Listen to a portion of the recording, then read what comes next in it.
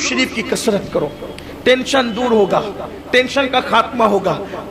قرض کا مسئلہ ہے، آسان ہے، محنت کرو، کوشش کرو، کاوش کرو، اور سورج نکلنے سے پہلے، فجر کی اذان سے لے کر سورج نکلنے سے پہلے 100 مرتبہ سبحان اللہ و بحمدہ، سبحان اللہ العظیم و بحمدہ استغفر اللہ، اس وظیفے کو روز پڑھو۔ میرے کریم آقا کی زبان ہے، میرے نبی کا فرمان ہے، اگر پہاڑوں برابر کسی پہ قرضہ ہوگا اللہ اس کی بھی ادائیگی کے لیے اسباب پیدا فرما دے گا۔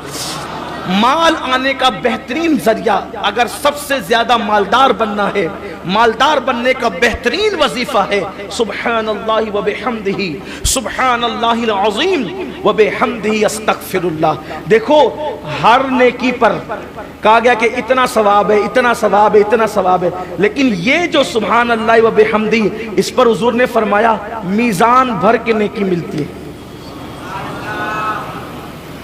ارے کہیں نہ کہیں سے مال کا تعلق میزان سے ہے کہ نہیں ہے، ترازو سے ہے کہ نہیں ہے؟ ترازو سے کون سی چیز لیتے ہو؟ مال ہی تو لیتے ہو، مال ہی تو دیتے ہو۔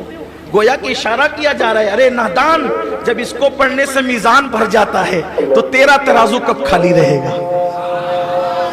اس لیے اس کو پڑھنے کی عادت ڈالو۔ بات آگے کی طرف بڑھانا چاہتا ہوں تو، لیکن اگر کوئی خودکشی کرتا ہے ٹینشن کی وجہ سے، قرض کی وجہ سے، ناکامی کی وجہ سے،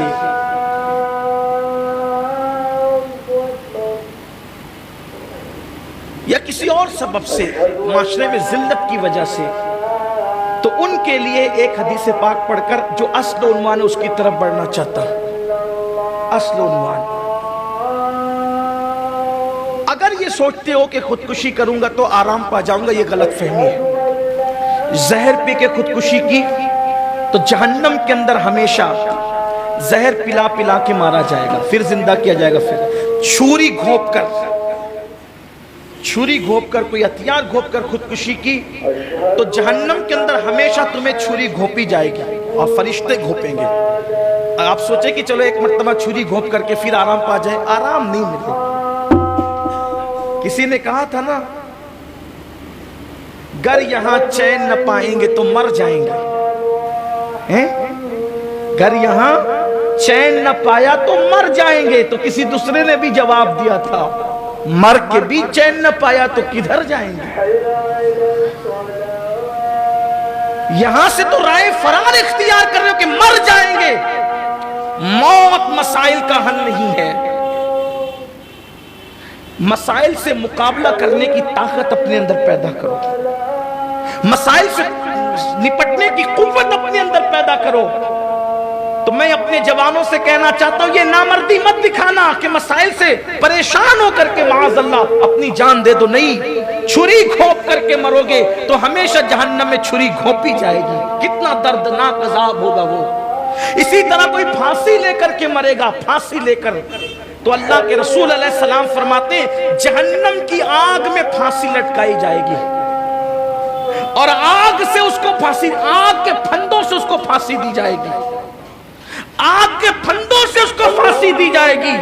جس نے پھانسی لی تھی، جس نے رسی پر لٹکا تھا، سوچو یہ رسی پہ لٹکنے کا دکھ تو تھوڑی دیر کا ہے، چند منٹ کا ہے جو ختم ہو جائے گا، لیکن جہنم کے اندر جو آگ کی رسی سے بار بار لٹکا کر کے پھانسی دی جائے گی، اس کے لیے کس کے پاس مدد طلب کرو گے؟ اس کے پاس کہاں جاؤ گے؟ اس کے لیے کس کے پاس جو ہاتھ پھیلاؤ گے؟ یہ تو اللہ کے حبیب غیب داں نبی صلی اللہ علیہ وآلہ وسلم نے فرمایا۔ اس لیے چند لمحوں کے آرام کے لیے نہ ختم ہونے والا عذاب مول مت لو۔